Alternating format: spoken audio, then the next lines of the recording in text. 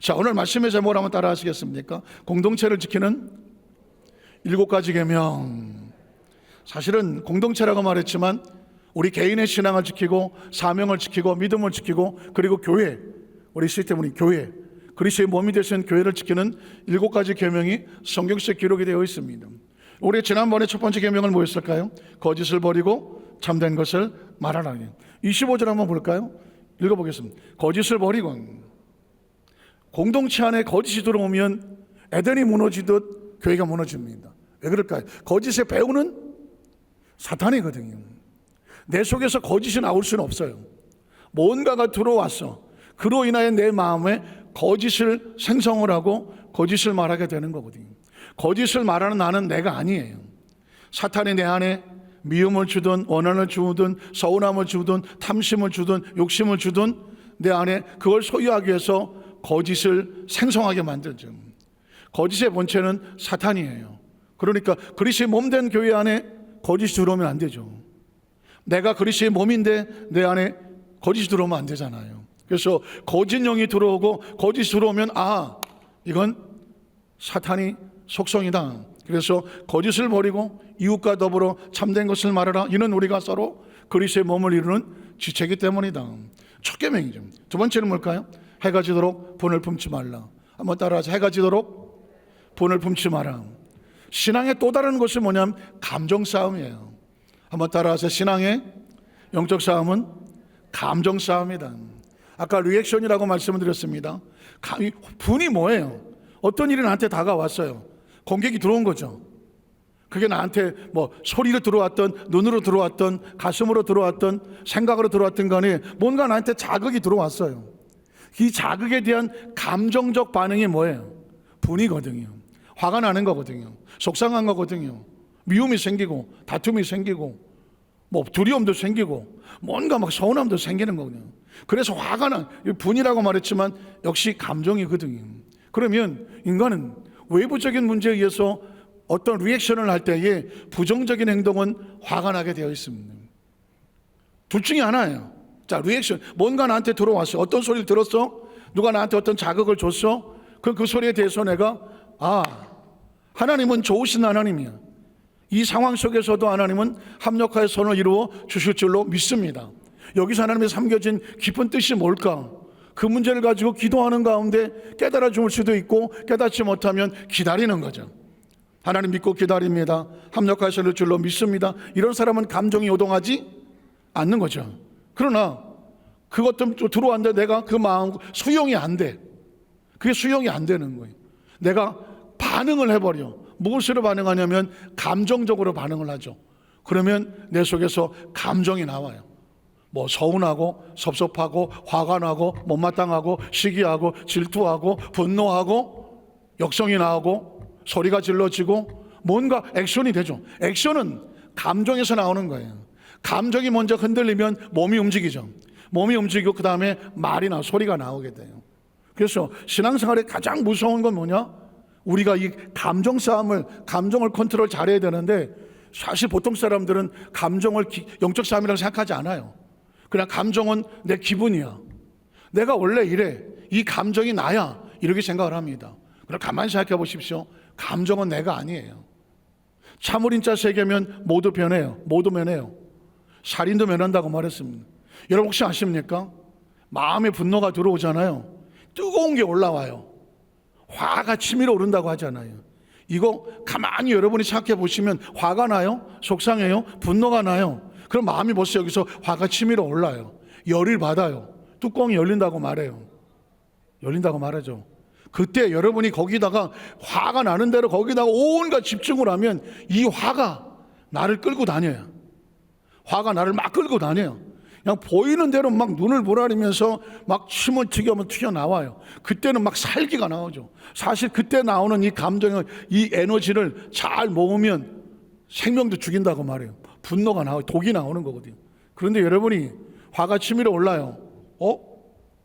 내 속에서 이게 화가 치밀어 오는데, 분이 올라오는데, 그래? 화났나? 그러면 이걸 내가 뚜껑을 열어서 일로 빼내지 말고 입으로 빼내자. 말로 빼내지 말고 어떻게? 한번 한숨을 쉬어보세요. 그러면 이 뜨거운 게 치밀러 올라왔던 게 어디로 나올 것 같아요?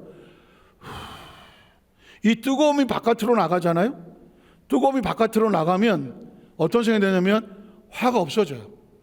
그래서 화관에 심호흡을 하라는 거예요. 들어보셨습니까? 도무지 못 찾겠으면 혼자 어디 가서 양을 씌워라. 몇 마리까지 쉴까요? 100마리를 씌워라. 양 1마리, 양 2마리, 양 3마리, 양 4마리, 양 5마리, 양 6마리. 이러다가 주무신 분도 있어. 그래서 그러나 내가 이 양을 100마리 쉬란 얘기는 쉬는 동안에 내가 내 속에 치밀어 올랐던 화나 분이 뚜껑을 열고 바깥으로 나와서 이성을 상실하게 하는 게 아니라, 감정이 나를 지배하고 통제하는 게 아니라, 그리고 나면 이게 다 빠지고 나면 내가 왜 화가 났지? 내가 뭐 때문에 그랬지? 이 치밀어왔던 감정이 내 이성을 상실하게 했는데 그 감정을 살짝 바깥으로 빼버리면, 이성이 돌아오면 내가 왜 그랬지? 이해가 안 돼요. 저 개인적인 체험인데요, 참 조심스럽지만 제가 미국에서 어느 날 우리 청년부하고 다 해서 LA에서 자동차를 타고 샌프란시스코 금문교를 처음 넘어갈 때요, 골든게이트라고 말하는 그 골든 브릿지 북문교를 넘어가요. 그런데 금문교가 이렇게 올라갔다가 이렇게 내려가요. 그러니까는 차가 위로 이렇게 올라가는 순간 양쪽이 안 보이니까 공중에 떠 있는 것 같아요. 제가 처음 얘기해 보는데요, 공중에 떠 있는 것 같은 거예요. 순간 갑자기 공포심이 확 들어오더라고요. 생각해 보세요. 자동차를 타고 이렇게 가는데 차가 왜 이렇게 올라가? 이렇게 올라갔다가 내려오는데, 이렇게 올라가는 순간 마치 롤러코스터 탄 것처럼 위로 올라가는데 하늘이 보이고 바다가 안 보여. 마치 공중에 떠 있는 것 같아. 순간 덜컹하고 겁이 들어오는 거예요. 그때 고소공포증이라는 게 생겨요. 몰랐어요. 딱 들어오는데 아무도 몰라. 옆에 운전하는 사람도 모르고 우리 사람들에게 얘기를 안 해서 처음이니. 그 순간 엄청난 당황이 들어왔어요. 어떡하지? 공포라는 게 어떻게, 화가 똑같아요. 여기서부터 커져갖고 올라오는 거예요. 가슴이 막 답답한 거예요. 막 숨이 차는 것 같은 거예요. 내려가는데 양쪽에 바다가 보이는 거예요. 그때 순간적으로 제가 살라 그런 거죠. 했더니 그 순간에 마음에 치밀어 올라왔던 그런 마음이 쑥 사라지면서 공포도 사라지고 두려움도 사라지고 마음이 편안해갖고 또 운전을 했어요. 근데 그 충격이 있어요. 그래서 하나 깨달은 거, 가끔씩 서울에 와서도 저쪽 한강다리 이렇게 돌아보면 강 위로 이렇게 돌았다가 내려오는 체인지가 있어요.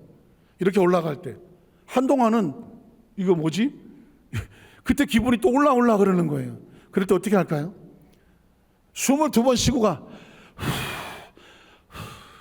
내 안에 숨이 없어. 그럼 화가 안 올라와. 두려움도 안 올라와. 제가 이야기 드리는 건, 감정은 때로 우리 마음에 뜨거운 열기로 올라와. 두려움과 공포도 뜨거운 열기로 올라와. 그걸 미리 빼버리면 돼. 혹시 누군가에 대해 서운하고 섭섭하고 화가 나고 힘들고 미움이 들고 내 속에서 이런 게 치밀어 올라오고 할 때 이거 여기다 내두면 안 돼요. 그때 어떻게 하느냐 하면 심호흡을 크게 하세요. 이 안에 있는 이 뜨거운 열기를 이 뚜껑으로 빼내지 마시고, 이거 뚜껑으로 열리는 순간 이성을 상실해요. 평상시 인내심이 감해서 많이 참으시는 분들, 누가 뭐라 그래도 참고 또 참고 그냥 참아야 되는 이런 사람들, 그래서 속으로 많이 끓이시는 분들, 수시로 혼자 계실 때 조금만 올라오고 할 때면, 아니면 아주 순식간에 열이 막 갑자기 확 올라오시는 분, 이런 분들도 마찬가지예요. 여기 뜨거운 것만 슬쩍 빼주면 감정이 쉽게 나를 지배하지 못해요. 뭔가 이 두려움도 빼버리면, 두려움이 사람의 감정을 움직이는데 감정이 인간의 마음속에 뜨거운 마음으로 치러 올라와서 이게 눈으로 올라오면 눈깔도 시뻘개지잖아요. 화가 난 사람들은 눈이 시뻘개지거든요. 혈압도 올라오고 막, 그리고 막 얼굴도 굳어지고 막 이러고 다니거든. 이게 자기가 아니에요. 감정이 올라서 그러는 거예요. 오늘 성경에 말하기를 분을 낼 수 있어. 한번 볼까요? 26절에 보면, 자, 분을 낼 수 있어. 감정이 다가올 수 있어. 그런데 죄로 연결되면 안 돼. 어떻게? 더 좋은 거는 그 정신을 차려서 내가 기도할 상황이 된다면 이 상황을 너희 염려 그실 야훼께 맡겨버려라. 화도 맡겨버려라. 분노도 맡겨버려라. 서운함도 맡겨버려라. 못마땅함도 맡겨버려라. 그 하나님 앞에 내려놓고 맡겨놓아야 되고, 내 안은 비워야 돼. 편안하게 지켜놔야 돼. 지켜놔야 돼. 그래야 감정에 휘둘리지 않아. 기분에 휘둘리지 않아. 크리스찬은 기분으로 살지 않아요. 감정으로 살면 안 돼요. 수명으로 살지도 않아요. 크리스찬은 뭐로서 산다? 사명으로 살아요. 사명을 지는 사람은 냉철하고 감정에 요동하지 아니하고 마음이 편안하셔야 돼요. 예배 전에 올라오실 때 앉으시면, 하나님, 내 성전에 오기 전에 너무 힘들게 어려운 게 많았어요. 머릿속에 그냥 조금만 가만히 있으면 막 이 사람도 보이고 저 사람도 보이고 이 소리도 들리고 저 소리 들리고 막 머리가 복잡하게 하고 속에서 막 분노가 올라올 수 있어요. 있을 수 있어요. 사람은 감정적 동물이니까. 그러나 크리스천은 영적인 상황을 이겨내기 때문에 그걸 주 앞에 또 내려놓고 그게 나를 주장하지 않도록 맡긴다고 입술로 고백하세요. 하나님, 그걸 맡깁니다라고 내가 내 안에서 이렇게 내려놓으면 마음이 편안해지고 자신이 스스로를 컨트롤할 수 있는 상황이 돼요. 이건 심리학적에도 그렇게 말하고 상담학적에도 말하고요, 내적 치유에도 그런 거고요, 정신교육도 그렇고 정신위생학도 마찬가지고요, 신앙적인 어떤 영성에서도 이건 굉장히 중요한 공통적인 맥락을 가지고 있어요. 해가 짓도록 분을 품지 말라. 보십시오. 분을 품는 건 내가 품는 게 아니에요. 분이 나를 붙잡고 있는 거예요. 분이 나를 붙잡고 걸리기만 해버리지. 뭐 하나 걸리기만 해봐. 내가 아주 그냥 이거를 하고 있는, 이건 내가 아니에요. 분노의 감정이 나를 이끌고 있는 거예요. 왜 하지 말까요? 분을 가지고 있으면 마귀에게 뭘 주게 돼요? 틈을 주게 돼요. 마귀에게 틈을 주게 되는. 여러분, 절대로 이 마귀에게 틈을 주면 안 돼요. 이 귀신 들린 사람들 언제 귀신 들렸나 가만히 보면, 제가 이렇게 사역하는 가운데 어떤 사람은 좀 이따 나오겠지만 도둑질할 때 가게 가서 마트에 가서 도둑질을 했는데, 초등학교 도둑질했는데 나이 40이 되도록 귀신 들려 있더라고요. 초등학교 때 제가 축사하다 보니까 하는 거예요. 홈플러스에서 자꾸만 도둑이 캐셔가 했는데 자꾸 돈 훔쳐가다가 걸려갖고 쫓겨나고 그런 사람이 구형예배 가운데 쓰러져갖고 축사에서 기도하다 보니까 너 뭐 하는 귀신이냐 했더니 자기는 도둑질하는 귀신이라고. 넌 언제 들어왔냐 했더니 이 사람이 국민학교 때 집이 부산인가 어딘데 애들하고 마트에 가서 도둑질하고 나올 때 그때 들어갔다고. 그런데 지금 나이가 40이 넘었는데도 귀신이 들려서 본인도 그러고 달려 있었어. 어떤 귀신은 또 축사하다가 보니까 언제 들어왔냐 했더니 5년 전에 장례식장 갔다가 들어왔다고. 교회 처음 온 지 얼마 안 되는 거죠. 그때 어떻게 들어왔냐 했더니 장례식장을 처음 간 거야. 예수 안 믿는 사람이. 거기 갔다가 시신을 이렇게 하는 거를 본 거야. 두려워하게 들어왔어. 두려워할 때 들어왔다는 거야. 그러니까 마귀에게 틈을 주는 건 도둑질할 때, 또 두려움이 다가올 때, 그리고 감정적으로 완전히 어떤 큰 상처를 입어서 막 자기를 내려놨을 때, 그럴 때 감정이 피투성이 됐을 때 귀신이 들어올 수가 있고요. 또 하나는 지난번에 말씀드렸던 구역장은 다른 사람이, 자기가 먼저 구역장인데 다른 사람이 새로 된 구역장이 먼저 조장됐다고 그 마음에 시기와 질투와 미움이 들어와갖고, 그게 들어오니까 귀신이 타고 들어왔어. 그래갖고 그 사람을 그렇게 비난하고 그렇게 혼나는. 나중에 붙잡고 가서 얘기를 하면서 상담을 했더니 교구장님 저 좀 도와주세요. 입만 열면 거짓말이 그냥 나온대. 자기가 하고 싶어서 하는 게 아니래. 귀신이 크게 속삭이거리면서 미워하고 원망하고 시기하고 질투하면서 계속 거짓말을 만들어낸대. 야, 그래서 여러분, 귀신 들린 사람을 불쌍히 여기는 거는 그 사람이 아는 게 아닌 거예요. 귀신 들어서 그렇게 만드는 거예요. 오늘 성경에 말합니다. 너 절대로 화가 날 수도 있고 속상할 수도 있고 감정이 흔들릴 수도 있고 분이 날 수도 있어. 그러나 죄로 가면 안 돼. 그리고 해가 지도록 그거를 품고 있으면 안 돼. 왜 그럴까요? 마귀가 뭐한다? 틈을 타기 때문이죠. 그러니까 이건 누구를 위해서가 아니에요. 하기 싫은 거 억지라는 거 아니라 계명을 지키고 말씀을 지키는 거는 누구를 위해서 그렇게 하는 거예요? 나를 위해서 그렇게 하는 거예요. 나를 위해서. 여러분, 이 세상에서 가장 소중한 존재가 누구예요? 나예요. 아니, 목사님, 이웃을 내 몸같이 사랑하고 나라와 민족을 위해서 이웃의 내 목숨을 조개처럼 버려야죠. 아니에요.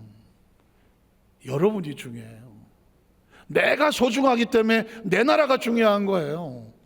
내가 소중하기 때문에 내 가족이 중요한 거예요. 내 가족이 있어야 내가 있는 거 아니겠어요? 내 나라가 있어야 내가 있는 거 아니겠어요?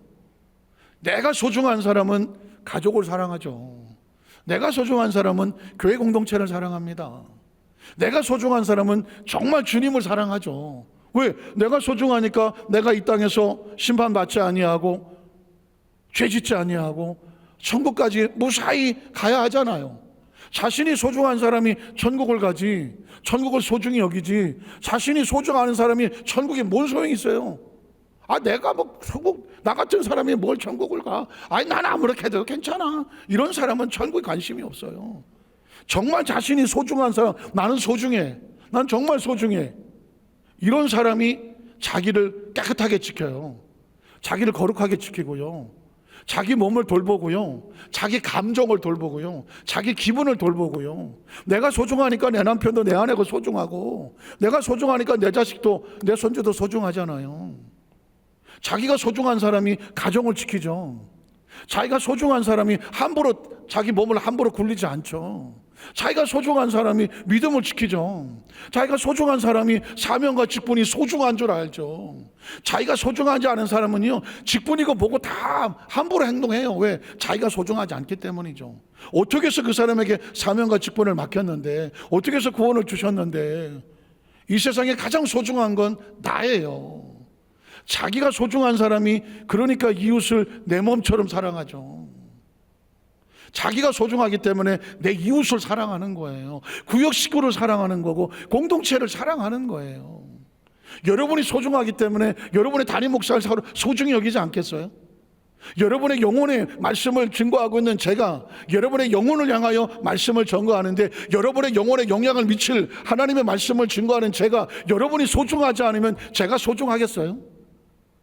여러분의 영혼의 말씀을 들으면서 내 영혼을 올바로 잘 양육해서 잘 무장해서 총괄이 그날까지 잘 아름다운 신부 단장해서 천국에 함께 가야 할 그 말씀을 증거 책임을 지고 있는 여러분의 담임 목사가 여러분을 스스로 소중하면 말씀을 증거한 여러분, 제가 소중하지 않겠어요? 표정이 별론데? 그렇지 않아요. 여러분이 소중하면 여러분의 음식을 만드는 사람이 누가 됐든지 간에 그분이 소중하지 않겠어요? 그 음식을 여러분이 먹어야 되는데요, 그 사람이 뭐 대충 아무렇게나 만들어 갖고 와, 뭐 네가 그렇게 중요한 존재야, 뭐 그 사람을 무시한다면 그 사람 만든 음식을 갖다 놓으면서 그 음식을 내 입에 집어넣으면서 그 음식이 나의 뭐가 될까요? 내 생명이 되잖아요. 건강이 될 거 아니겠어요? 그러니까 내가 소중한 사람은 내 음식을 만드는 사람을 소중히 여기죠. 기분 나쁘게 하지 않죠. 최상의 기분 좋게 해주죠. 그래야 그분이 최선을 다해서 음식을 만들어서 어떻게 해요? 그 음식을 내가 먹잖아요. 그럼 내가 어떻게 돼요? 그 음식을 먹어야 내가 건강하잖아요. 어떻게 생각하십니까? 진짜 자기가 소중한 사람은요, 구역 식구가 소중하고 지역 식구가 소중하고 끌어가는 교구장이 소중하고 우리 우리 공동체 책임을 지고 하는 우리 장로님들이나 권사님이나 지역장, 안수집 사람들이 그냥 교회 공동체 지역 식구들이 다 소중하게 보이잖아요. 옆에 앉아있는 사람 얼마나 소중하냐고요. 아유, 지가 뭔데 옆에 앉아갖고 아유, 그건 왜 그래요? 내가 소중하잖아요, 내가. 제가 최근에 글을 하나 읽으면서 안 잊어버리려고 해요. 당신의 인생에 가장 소중한 것은 당신 자신이다. 그러므로 어떤 일로 인하여 감정으로 에너지 소비하지 마라. 갈 사람은 가고 올 사람은 온다. 한번 따라 하실까요? 내 인생에 가장 소중한 존재는 바로 나 자신이다. 쓸데없는 감정으로 인하여 에너지 소비하지 마라. 갈 사람은 가고 있을 사람은 있다. 개인이든 단체든 상황이든 사람들은 뭐 때문에 힘들어해요? 인간관계거든요. 인간관계예요. 어떤 사람은 마음에도 잘 맞아.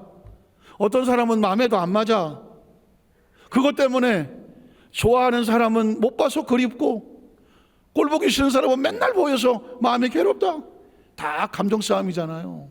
그래서 속상하잖아요. 그래서 속끓이잖아요. 그러면 이 속끓이면 누구만 고생해요? 나만 고생하는 거예요. 아이고 속상해 죽겠어. 아이고 속 쓰려 죽겠어. 꼴 보기 싫어 죽겠어. 저건 귀신도 안 잡아가라 씨. 그리고 속끓이면 누가 건강을 해치는 거예요? 내 속 건강을 해치는 거예요. 그러니 인생에 제일 소중한 것은 당신 자신이다. 쓸데없는 감정 싸움으로 미워하거나 서운하거나 섭섭하거나 억울하거나 그 감정의 속끓임으로 인하여 당신 자신을 소진시키지 마라. 떠날 사람은 어차피 떠날 거고 곁에 있어줄 사람은 있어줄 거야. 떠날 사람 붙잡고 제발 떠나지 마세요 한다고 해서 그 사람 안 떠날 것도 아니고 옆에 있을 사람은 끝까지 같이 있어줄 거야. 그러니까 너무 인간관계에 연연해갖고 쫄뚱살뚱하면서 속쓰이며 속끓이며 살지 마라. 제일 소중한 것은 당신의 자신의 마음을 평안하게 유지하고 살아라. 오늘 그 이야기입니다. 분을 품어 있을 수 있어. 그러나 그것 때문에 속상해서 하루 종일 이불 뒤집어 쓰고 그거 해봤잖아요. 속상하면 집에 들어가서 이불 뒤집어 쓰고 나 밥 안 먹어. 해봤을 거예요. 누구만 고생이에요? 내 몸만 고생이야. 하나님 이것도 감사하고요. 이것도 감사해요. 무더위도 감사하고요. 말복도 감사하고요. 또 뭐 좀 있으면 뭐 처소도 올 거고 또 이제 가을이면 가을 감사하고요. 뭐 태풍 한두 개 올라오면 시원하다 감사하고 매일 매 순간 하나님 은혜로 감사하고 살아가면 마음을 그래서 무릇 지켜마 더욱더 네 마음을 지켜라. 생명의 근원이 어디서 나와? 마음에서 나와요. 자, 오늘 제가 그러면 28절 한 절만 하고 말씀을 마무리 짓게요. 자, 자기 손으로 수고하여 선한 일을 하라. 세 번째는 자기 손으로 수고하는데 이런 말이 나와. 28절에 도둑질하지 마라. 한번 따라하세요. 도둑질하지 마라. 다시 도둑질하지 말고 돌이켜 가난한 자에게 구제할 수 있도록 자기 힘으로 돈을 벌어서 수고하여 선한 일을 하라는 겁니다. 전 여기서 이런 질문을 합니다. 어떻게 도둑질을 안 하지? 한번 따라하세요. 어떻게 도둑질을 안 하고 살지? 이 질문이 좀 잘못됐나요? 어떻게 도둑질을 안 하고 살 수 있을지? 자, 이 질문은 뭐냐면 인간이 이 도둑질이라는 것이 8계명이거든요. 내 앞에 다른 신을 두지 말고 우상하게 절하지 말고 하나님 이를 망령되이 일컫지 말고 안식일을 거룩하게 지키고 내 부모를 공경하고 살인하지 말고 간음하지 말고 8계명에 도둑질하지 말고 나와요. 이 이야기는 10계명 이야기와 같은 거예요. 그러면 제 질문은 이거예요. 10계명을 어떻게 지키고 살지? 이거거든요. 왜 많은 크리스천들이 이 계명 앞에 무릎 꿇은 적이, 저도 무릎 꿇은 적이 있거든요. 이걸 어떻게 다 지키고 살지? 어린 나이에. 그런데 최근에요, 계명이 우리를 살린다. 예수 믿고 구원 받았어. 그러나 천국을 가서 주 앞에 서는 날 부끄럽게 산 부끄러운 구원이 있는 한 그런 모습이 있고, 신을 입은 주의 백성들 거룩한 성결함을 몸부림치면서 깨끗하게 살려고 몸부림치며 주 앞에 서는 신부도 있어. 신부도 있어. 그렇다면 어떤 신부가 될 것이냐? 계명을 늘 밤낮 없이 범하며 살면서 그래도 나는 구원받았으니 하고 그렇게 턱걸이를 할 것이냐?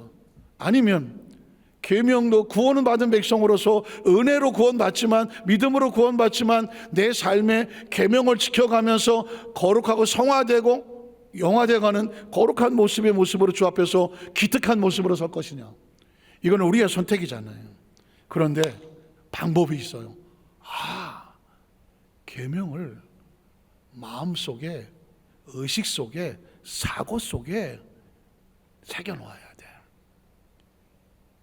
왜? 신명기에 보면 내 자녀들에게 부지런히 때를 얻든지 못 얻든지 문지방에 써놓고 천장에 써놓고 손목에 메고 미간에 붙이고, 자녀들에게 끊임없이 이스라엘에 들으라, 야훼는 오직 한 분이신 야훼시니 너는 마음을 다하고 성품을 다하고 뜻을 다하여 내 하나님 야훼를 사랑하고 밤낮 없이 자녀들에게, 내 후손들에게 가르쳐 지키게 하라.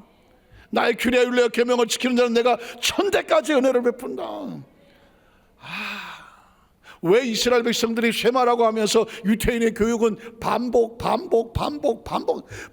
반복. 그래서 그냥 머릿속에, 의식 속에, 뼛속에 이게 십계명이 머릿속에 그냥 골수에 박혀있게 해야 돼. 골수에 박혀 있어야 돼요. 그래야 어떤 상황이 벌어졌을 때 고민하지 않아요. 왜? 내 머릿속에 계명이 박혀 있으면 계명이 내 의식이야, 사고야, 기준이야, 목적이야, 가치야, 그리고 목표야. 그리고 그게 나의 주인이야. 좌로나 우로나 치우치지 아니하고 그 말씀대로 살아가게 되면, 선택을 그렇게 하면 내가 어디로 가든지 형통하게 될 것이며, 내가 밟는 땅을 내게 줄 것이며, 이 사람이 시냇가에 심은 나무야. 늘 주야로 말씀을 묵상해. 반복을 해. 자, 시간 없어서 제가 이 8계명만 얘기를 하면, 내 의식과 사고 속에 도둑질하지 말라. 한번 따라, 도둑질하지 말라. 도둑질하지 마라. 도둑질하지 마라. 도둑질하지 마라. 이게 윤리와 도덕이 아니야. 하나님과 나와 관계 속에서, 크리스천이 하나님과 나와 관계 속에서 하나님의 의식을, 하나님의 명령을, 말씀을 붙잡고 관계를 지킬 수 있는 아주 중요한 10가지 계명 중에 하나야. 그래서 나는 절대로 도둑질하면 안 돼. 도둑질하지 마. 도둑질, 이게 하나님의 의식이야. 하나님의 원하심이야. 하나님의 명령이야. 하나님의 지시야. 이게 하나님이야. 그냥 도둑질하지 말라는 게 하나님이야. 그러면 이걸 내 의식 속에 새겨놔. 그러면 어떤 상황 가운데 이거 집어갈까? 할 때 이 손을 누가 막을 수 있어? 이거 학교에서 도덕 윤리 배운 대로 공자와 맹자왈, 이 지식을 이기는 건 탐심이에요. 지식은 탐심을 못 이겨요. 본능 욕구를 못 이기거든. 근데 이 본능 욕구를 이길 수 있는 게 뭐냐면 하나님이 주시는 영적인 의식이거든. 영성이거든. 그러니까 도둑질하지 말라는 얘기는 이게 도덕적인 윤리가 아니에요.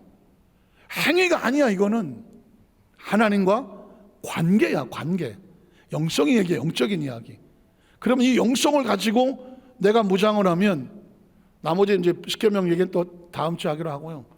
도둑질하지 말라 하는 얘기를, 도둑질이 안 돼. 이게 계명이 도둑질을 못하게 해. 이렇게 해야 도둑질이 안 되지. 도둑질하지 말라 그래서 저 정도는 제가 도둑질 안 하겠습니다. 10만 원짜리 정도는 제가 도둑질 안 하겠습니다. 100만 원, 생각이 달라지네. 이거는 도덕과 윤리로 내가 판단하려고 하는 거죠.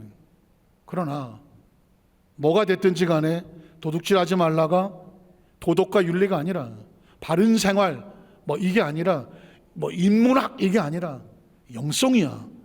하나님의 명령이야. 하나님과 관계예요. 이걸 머릿속에 두게 되면 도둑질하지 말라는 얘기는 하나님이야. 하나님을 선택할 것이냐 말 것이냐라고 하는 하나님의 심령으로 들으면 도둑질이 안 되게 돼요. 자, 지난 금요일에 사랑은 내가 하는 게 아니야. 사랑이 내 안에 들어오면, 내가 사랑을 느끼고 잡으면 그 사랑이 나를 참게 하고 견디게 하고 무례히 향치 않게 하고 온유하고 겸손하고 하게 되는 거예요. 마찬가지예요. 도둑질을 행위로 생각하면 내 의지와 내 감정과 본능으로 못 이겨. 영성으로 해야 돼요. 계명은 영성이에요. 그래서 앞으로 우리 여덟 완전케 성도 여러분에게 제가 지난주 설교 제목이 뭐예요? 축복을 지키려면 계명을 지키라고 말했잖아요. 생명 지키려면 뭐 지켜야 될까요? 계명 지키세요. 신앙을 지키려면 계명을 지켜야 돼요. 계명은 도덕과 윤리가 아니에요.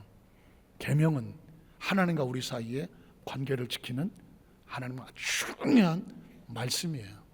그리고 영성이에요. 이걸 붙잡아야, 이걸 머릿속에 두고 사셔야 앞으로 삶을 살아가면서 고민할 일이 없어지고 그것 때문에 갈등할 일이 없어지고 그냥 그대로 말씀 붙잡고 가면, 하나님의 약속은 이번 주일날 설교 제목도 나올 건데요, 하나님은 하나님의 계명을 지키던, 하나님 원하는 것을 지켜서 같이 있어주면 시냇가에 심은 나무와 같이 네가 짓지 않아도, 네가 심지 않아도, 네가 채우지 않아도 내가 주고 싶은 게 산더미 같다. 그게 가나안 땅이에요. 우리 손으로 잡으면 한 주먹이지만 하나님의 손으로 잡으면 사이즈가 상상이 안 돼요. 여러분, 저와 여러분의 그 은혜와 은총이 머릿속에 두시고 그 축복의 주인공들이 되시기를 주님의 이름으로 축원합니다. 기도하겠습니다. 하나님 아버지 감사합니다.